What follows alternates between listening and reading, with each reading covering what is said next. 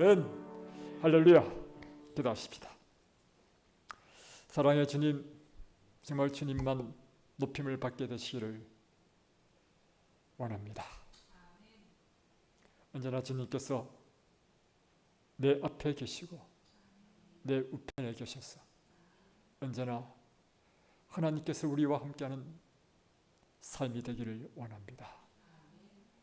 주님은 우리 인생의 길이요 진리요 생명이시오니 언제나 주님께서 우리의 인생의 길을 환히 비춰주시고 우리를 친히 인도해 주시기를 간절히 원합니다. 오늘 이 아침에도 하나님께서 생명의 말씀을 통하여 우리를 생명의 길로 인도해 주옵소서. 예수 그리스도의 이름으로 간절히 기도드렸나이다. 아멘.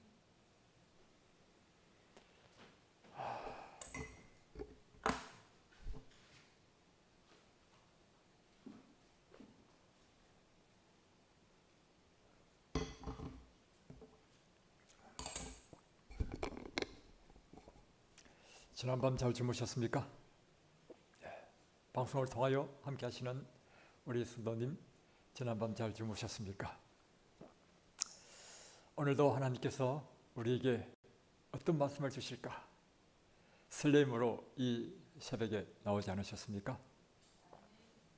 하나님께서 오늘도 우리에게 주시는 귀한 말씀으로 우리 마음에 흡족한 하나님의 은혜로 충만하시고 하나님께서 우리와 함께 하시는 그 성령의 충만함으로 이 하루를 승리하는 삶이 되시기를 주의 이름으로 축복합니다. 오늘은 데이 29 밤 사경의 하나님 보겠습니다. 마태복음 14장에서 우리는 예수께서 5,000명을 먹이신 것을 읽습니다. 그것은 복음을 설교하시며 떡 5과 물고기 둘로 5,000명을 먹이시는 기적을 행하신 놀라운 날이었습니다. 무리를 돌려보내신 후에 그분은 호수 저편으로 제자들을 보내셨습니다. 그 후에 기도하시러 산에 오르셨습니다.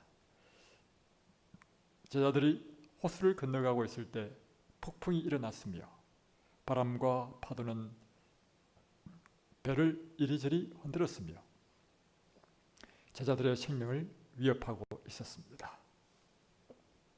그들이 배를 가라앉지 않게 하려고 힘쓰고 있는 동안 무리로 사람의 형체가 걸어가고 있는 것을 보았습니다. 그들은 그것이 유령인 줄로 생각하고 무서워 소리 질렀습니다. 오늘은 밤사경의 하나님 마태복음 14장에 있는 말씀이죠. 마태복음 14장에 보면 예수님께서 게네사렛 그 들판에서 설교를 하시고 해가 질도록 이 함께들 한 이 백성들이 식사를 하지 못하고 줄인 것을 긍휼히 여겨서 너희가 먹을 것을 주라 했을 때 한 소년이 가지고 온 도시락 떡 5개와 물고기 2마리 그것이 전부였습니다. 예수님께서는 그 보리떡 5개와 물고기 2마리에게 축사하셨습니다. 그리고는 제자들에게 이것을 나누어 주라 했습니다. 그때 참 놀라운 기적이 일어났죠. 보리떡 5개와 물고기 2마리로 나누어주면 나누어줄수록 점점 늘어나는 이 법칙. 우리는 이 사건에서 많은 영적인 교훈을 얻을 수 있는데 오늘 그건 다 생략하고 하여튼 그래서 우리는 여러분 나눠주기를 두려워하지 마십시오. 우리는 나눠주면 나눠줄수록 더 풍성해지는 다른 사람을 축복되게 하고 나에게 또한 축복이 되는 놀라운 일이 나눠줌의 법칙입니다.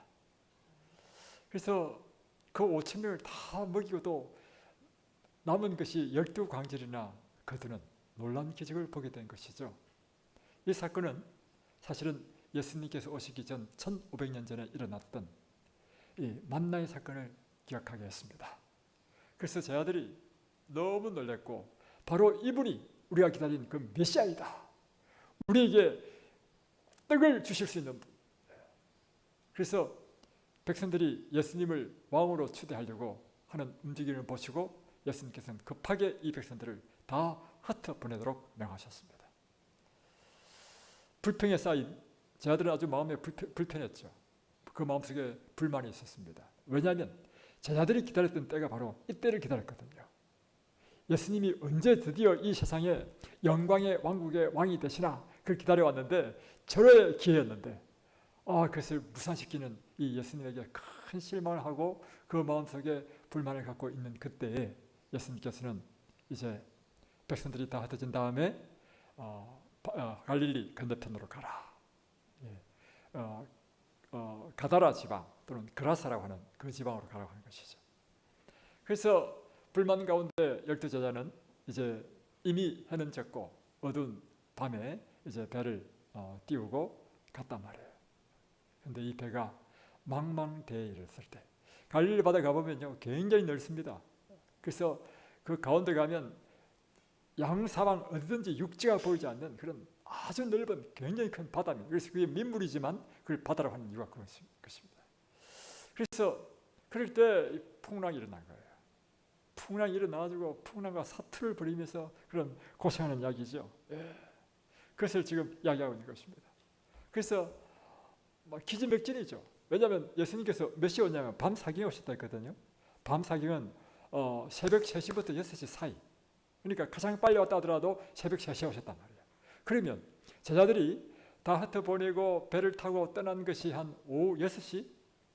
너무 늦게 잡는다 하더라도 7시는 출발했다 치십시다. 7시부터 새벽 3시까지니까 몇 시간입니까? 8시, 9시, 10시, 11시, 12시, 3시 더 하면 8시간 동안 그 바다에서 사투렸다는 거예요. 이제는 그들은 기진맥진하고 이제 구원의 여망이 끊어질 그때에 이제는 포기할 그때에 예수님께서 무리를 걸어서 오시는 거예요. 그러니까 컴컴한 밤중에 생각해 보십시오. 파도는 치고 사투를 벌이는데 컴컴한 사람이 물체가 오는 딱 사람의 모양이 오는 거예요. 기절초풍할 노릇 아닙니까? 그래서 막 유령이다 하고 막 온통 그냥 막 두려움에 떨었는데 그때 예수님이 하신 말씀이 내니 두려워하지 말라. 이 사건을 지금 가지고 오늘 저자는 우리에게 귀한 영적인 교훈을 주려고 하는 것입니다. 자, 보십시다. 마태복음 14장 24절로 27절 배가 이미 육지에서 수리나 떠나서 바람이 거슬림으로 물결을 인하여 고난을 당하더라. 밤 사경에 예수께서 바다 위로 걸어서 제자들에게 오시니 제자들이 그 바다 위로 걸어오심을 보고 놀라서 유령이라 하며 무서워하여 소리지르거늘 예수께서 즉시 일러 가라사대 안심하라 내니 두려워 말라. 제자들은 폭풍 가운데서 그들의 배가 가라앉을 위험에 처해 있었으며 생명을 잃을 수도 있었습니다. 그들은 밤새 투쟁하였습니다. 그러나 사경에 예수께서 그들을 구원하시려고 나타나셨으며 그분은 안심하라 내니 두려워 말라고 말씀하셨습니다. 제자들은 지금부터 주목하십시오. 제자들은 분명히 예수님의 지시를 따라서 배를 타고 건너갔죠. 예수님의 지시를 따라서 가는데도 이런 위험을 당할 수 있나요? 예, 바로 그것입니다. 제자들은 분명히 예수님의 지시를 따랐는데도 배가 위험 가운데 있었습니다. 그들은 주제넘은 행동을 하지 않았습니다. 그래서 주제넘게도 스스로 위험 가운데 자기들이 뛰어드는 것도 아닙니다. 이것은 오늘 우리에게 굉장히 중요한 교훈을 준다는 것이죠. 우리도 주제넘게 이렇게 스스로 위험에 들어가거나 이렇게 하지 않았고 우리는 분명하게 하나님의 뜻을 따른다고 하나님의 말씀에 따라 했는데 그 상황은 평탄대로가 아니고 오히려 우리에게 고난과 위험한 상황을 닥치게 될 때 우리는 이 제자들처럼 굉장한 당혹감을 느낀다는 것이죠. 자, 이와 같은 것입니다. 우리가 도전받는 상황들을 만날 수 있지만 우리는 매일 성령의 침례를 구하며 모든 일에 인내를 구하며 좋은 결정을 하려고 하나님께 지혜를 구하고 주님이 우리의 기도를 들어주실 것을 신뢰할 때 우리는 하나님의 지도를 받을 것을 확신할 수 있습니다. 하나님께서는 시편 30편 8절에 말씀하시기를 내가 내 갈 길을 가르쳐 보이고 너를 주목하여 훈계하리로다 라고 약속하셨습니다. 우리는 모든 일과 모든 결정에서 그분의 지시를 기다리는 것을 배워야 합니다. 그렇죠? 우리가 배워야 할 것은 무엇인가 하면 우리의 모든 일과 모든 결정에서 내 뜻대로 행하는 것이 아니라 오직 하나님의 뜻, 하나님의 지시를 따라서 하기 위하여 때로는 그 지시와 뜻이 분명히 나타나지 않을 때는 어떻게 되나요? 인내하고 기다려야 됩니다. 성급하게 그 기다림에 실패한 사람이 사울이잖아요. 사무엘이 내가 올 때까지 기다리라 했는데 사무엘이 좀 지체하니까 사울이 백성들은 흩어지고 막 자기도 두렵고 그러니까 여호와께 은혜를 구하기 위하여 주제넘은 짓을 했잖아요. 그래서 책망받은 것처럼 우리는 때로는 하나님의 뜻을 지시를 따라서 하기 위해서는 때로는 인내하고 기다릴 필요가 있다는 것이죠. 자, 자들의 이 이야기에서 우리가 배우는 한 교훈은 예수님을 따르는 일은 항상 가장 쉬운 길이 아니라는 것입니다. 또 예수님의 지도를 따를 때 우리가 생애의 문제들이 다 해결된다거나 이렇게 되는 것도 아니라는 것입니다.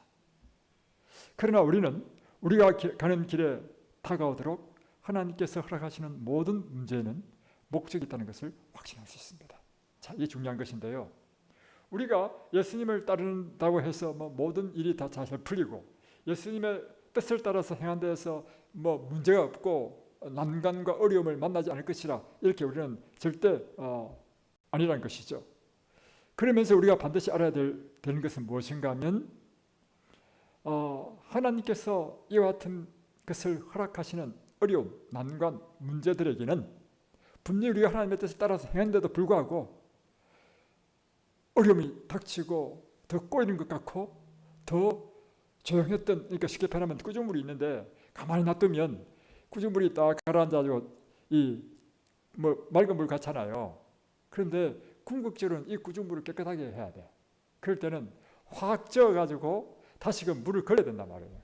그럴 때 물 걸기 위해서 확 저을 때 오히려 그냥 가만히 놔두면 그래도 고요한 이 깨끗하게 보이는 이것이 더 더러워져 보이는 것처럼 이런 일이 있을 때 말이죠. 더 문제가 터지는 것처럼 보일 때 이럴 때는 하나님께서 더 어렵게 만들고 하는 목적이 있다는 것을 우리는 확신해야 된다는 것입니다.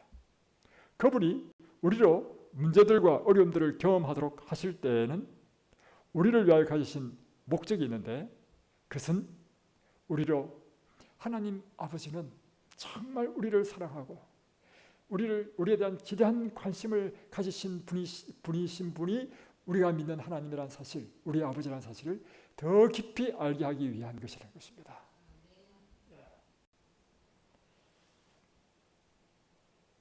예수께서 제자들을 폭풍에서 구하시려고 오셨을 때 대하여 관찰함으로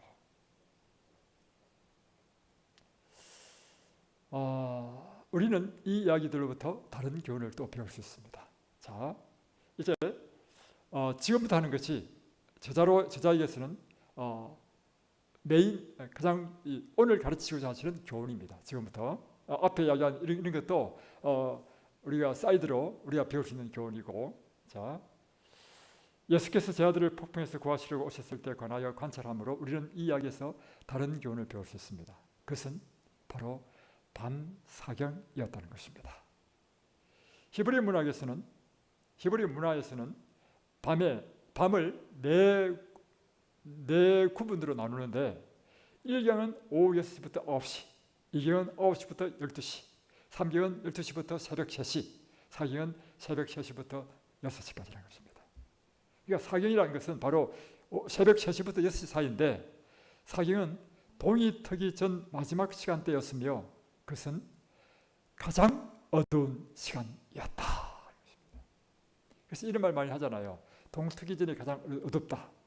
그러니까 밤 사경에 오셨다는 의미는 이 밤의 어둠 가운데서 가장 어두운 그 경점에 예수님께서 오셨다는 것입니다.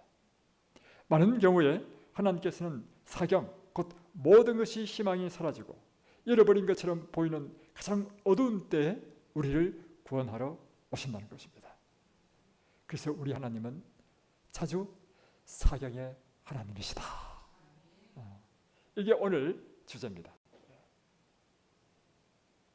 하나님께서는 우리로 인내와 확신을 가지고 그분을 기다리기를 배우기를 원하십니다.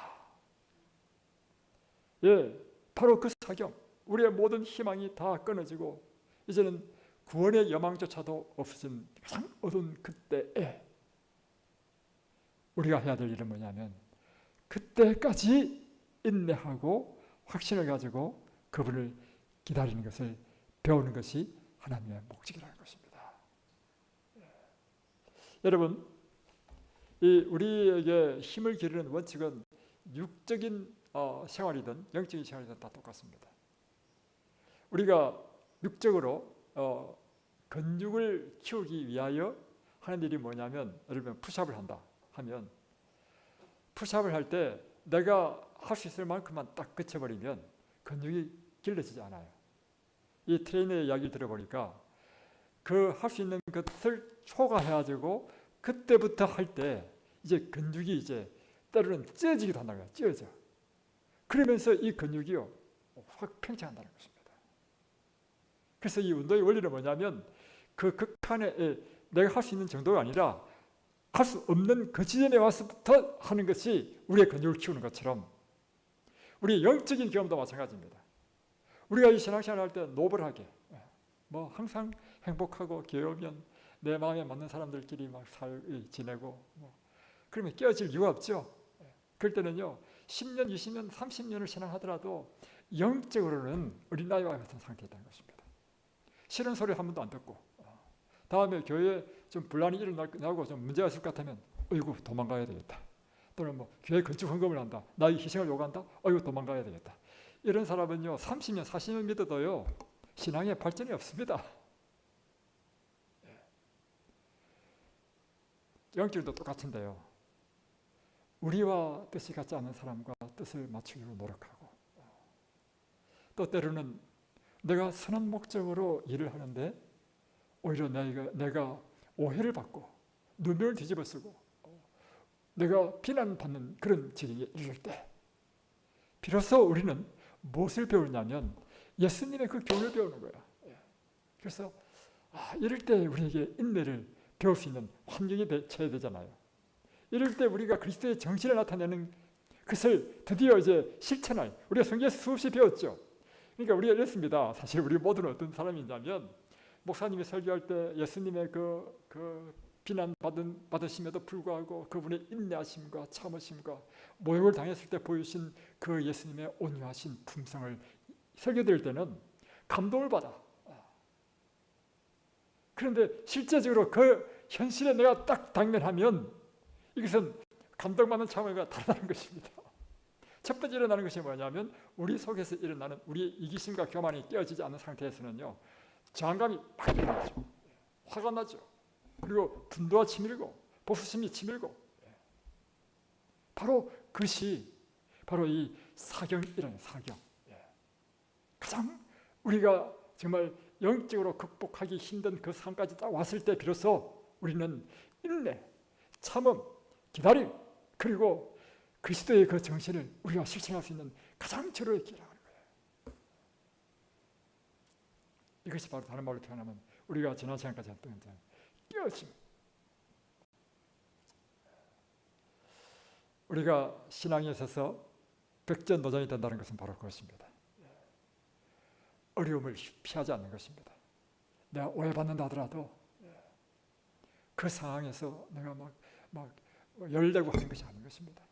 다시금 나에게 분명히 잘못이 없다 할지라도 그를 상황에 처하면 자신을 돌아보게 되는 거죠. 왜냐하면 여러분 저를 포함해서 우리는 자신을 사실은 객관적으로 보기 힘듭니다. 그렇죠? 그러나 제3자는 우리를 객관적으로 보잖아요. 그래서 저는요 어저께도 제가 한 것처럼 저는 참 생각해 보면요 저는 목사 부족한 사람이라는 걸 너무 많이 느껴요. 왜냐하면 나 자신의 품성을 보니까 품성의 결함이 너무 많은 것 같아. 그럼에도 불구하고 제가 하나님께 감사드리는 것은 무엇인가 하면 내가 이 자리에 있다 보니까 이 품성의 결함이 너무나 극명하게 드러나는 자리에 딱 있게 된 거예요. 그래서 제가 옛날에 장로일 때는요 엄청 존경받은 사람이었습니다. 보십시오. 장로 때는요 제가 무슨 어디 가게만 하면 저는 교회 돈 한 번도 써본 적이 없습니다. 제가 몇 명이든 식사할 일이면 제가 돈 다 쓰고요. 교회 뭘 산다면 제가 돈 다 내고, 교회 건축한다면 제가 제일 돈을 많이 내고, 그리고 또 열심히 또 전도하고, 그래서 영혼도 또 많이 들어왔어. 그러니 얼마나 존경받고 이렇게 했겠습니까? 근데 제가 깨달은 사실은요, 그 상태로는 제가 올바른 그리스도인이 되지 못한다는 것입니다. 그냥 나 자신을 그냥 그럴듯한 사람을 보는 거예요. 그런데 제가 목사가 딱 돼 보니까 온갖 비난의 대상은 목사야. 뭐만 잘못되면 다 목사가 잘못한 거예요. 그리고 또 제가 이전에 그 잘난 맛에 살은 것이 딱 기질이 딱 배겨 있어가지고 이게 목회에 딱 부적합한 사람이 딱 된 거예요. 딱 보니까 제가 엄청나게 깨졌습니다. 근데 엄청나게 깨진 모습이 지금 이 모습이야. 근데 이 모습도 지금 우리 교인들은 우리 목사는 너무 문제가 많아. 이런 게 지금 우리 교인들 느끼는 거 아닙니까? 제가 그거 다 알아요. 그래서 제가 얼마나 제 자신을 생각할 때 나는 목회에 부족한 사람이야 이렇게 생각하겠습니까? 그럼에도 불구하고 제가 하나님께 감사드리는 것은 내가 이 자리에 있기 때문에 그 같은 기회가 저에게 더 많이 주어지고 내가 이 자리에 있기 때문에 이것이 나에게 축복인 거라. 그것이 바로 오늘 하나님께서 밤 사경까지 그 제 아들에게 다가가지 않고 구원의 손을 뻗치지 않고 사경까지 기다렸던 이유인 것입니다. 그들이 가장 이제 구원의 여망이 없을 때까지 기다리는 것. 우리는 많은 성경 인물들의 생애에서 사경에 활동하시는 하나님을 보게 됩니다. 성경에 보면 참 재미있는 것이 뭐냐면 하나님께서 꼭 사람들을 구원하실 때 1경에 구원하지 않고 2경에 구원하지 않고 3경까지도 구원하지 않고 꼭 마지막 때 4경에 딱 구원하신다는 거예요. 자 보십시오. 그래서 성경 전체를 통하여 우리는 하나님께서 가장 어려운 환경들 앞에서도 하나님을 인내로 기다리는 것이 요구되는 상황이 벌어지도록 허락하시는 하나님에 대하여 읽습니다. 우리는 이것을 아브람, 하갈 그리고 이삭의 역사에서 봅니다. 하나님께서는 아브람과 사라가 아들에 대한 그분의 약속이 이루어지기는 너무 늦은 때까지 기다리셨습니다. 처음에 창세기 12장 하나님께서 아브라함에 나타나셔서 주신 축복, 너로 하여금 하늘의 별들처럼 내 자손이 많게 하겠다 할 때 아브라함은 나이가 75세였습니다. 그때 아브라함은 무자였습니다. 자식이 없었습니다. 그 약속을 믿고 갈 바를 알지 못하고 아브라함은 그 약속을 믿고 나왔단 말이에요. 근데 10년이 지나도록까지 자식이 없어. 여러분 10년 동안 자식 없이 기다려본 적이 있습니까? 그거요 보통 인내가 아니면 기다릴 수 없습니다. 그러면 그 정도 때쯤 되면요 10년 정도 안 되면 다 포기하고 양자를 채웁니다. 그 사건이 바로 창세기 15장이야. 그때 이제 10년이 지난 85세 때 또 나타난 거예요. 내가 너에게 아들을 주겠다. 내 자손이 하늘의 별들처럼 많다고 하니까 아브라함이 웃으면서 아이고 하나님 이제 그만하시죠. 내 종 이름이 뭐더라? 하갈 말고 그 자기가 충실한 종이 있잖아요. 그거를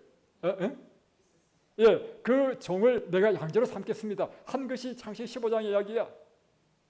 그러니까 하나님께서 아니다. 그래서 또 이제 희망을 또 걸었어. 그래서 또 하나님께서 직접 친히 그 약속까지 하셨잖아요. 언약의 약속하셨잖아요. 엘리멜렉입니다. 그래가지고 또 이제 또 그 약속을 또 믿었어. 근데 믿고 나서 또 14년의 시간을 또 지났어. 이야, 이 14년을 드디어 아브라함은 못 기다렸어. 그래가지고 결국에는 내가 이제 자기 나름대로 해석하는 거야. 이게 내 몸에서 날 자랐으니까 반드시 사라에게서 날 필요는 없다. 내가 하나님을 좀 도와줘야 되겠다. 그래서 하갈을 취해서 낳은 아들이 이스마엘이잖아요. 그러나 하나님께서는 아니다는 것입니다. 그리고 그가 이제는 인간의 이 육체적인 조건으로도 아이를 낳을 수 없는 99세. 그래서 아브라함이 스스로 말하기를 나는 마른 나무다. 또 우리 아내는 경수가 끊어졌다. 이런 인간의 불가능한 상태에서 하나님께서는 아들을 주셨다는 것입니다.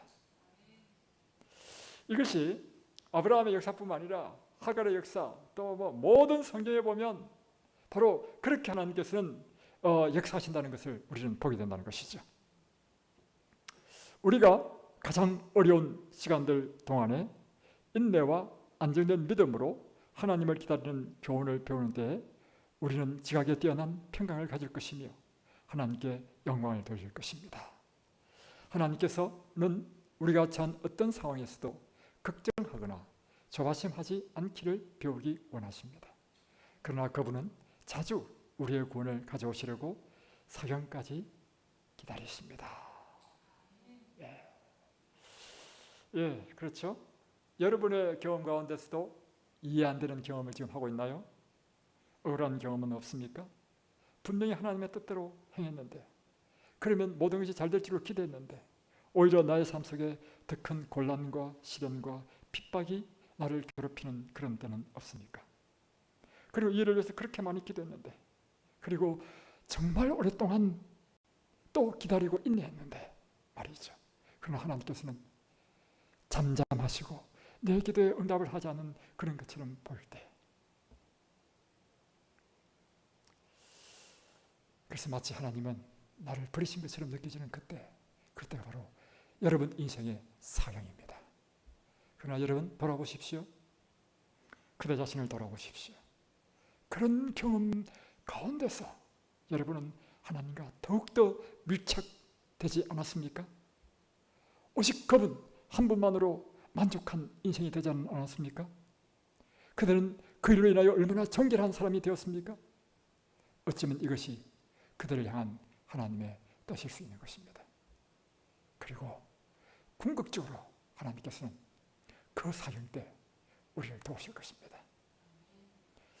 이런 경험을 통해서 하나님께서는 우리에게 가르치고 하시는 것이 가장 어려운 시간들 동안에 인내하고 안정된 믿음으로 하나님을 기다리는 교훈을 우리에게 가르치신다는 것이죠. 그리고 끝내는 지각에 뛰어난 평강을 우리에게 가지게 하실 것이며 우리의 삶을 통해서 하나님께 영광을 돌리게 될 것이다.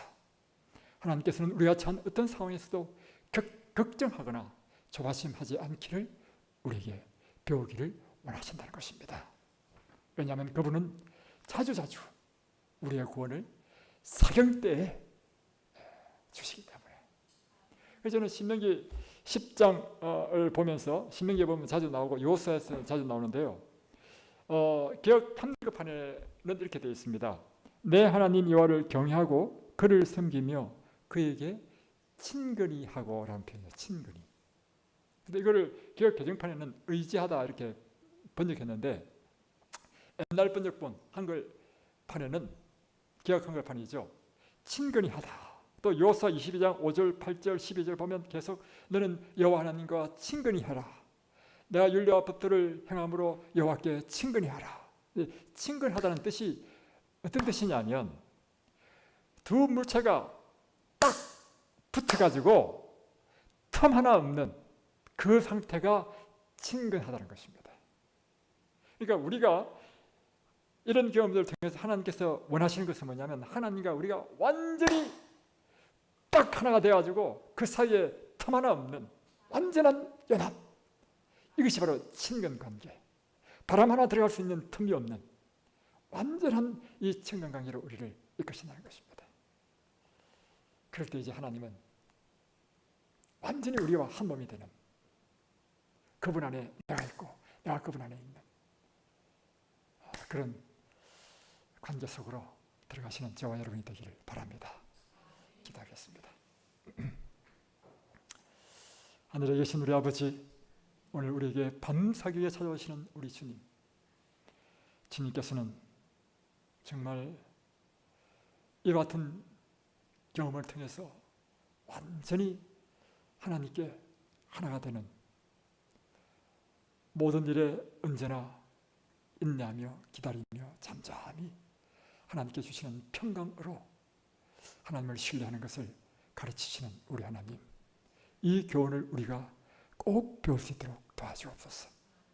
이 반대는 조급하고 안달하고 어쩔 줄 모르고 화를 내고 그리고 소란을 피우고, 이것이 바로 실패하는 인생이라는 사실을 깨닫고 어떤 억울한 일, 어려움이 있다 할지라도 언제나 잠잠히 신뢰와 평강 가운데 주님을 기다리며 인내하고 절대적인 신뢰관계 속에 들어가는 것을 배울 수 있도록 축복해 주옵소서.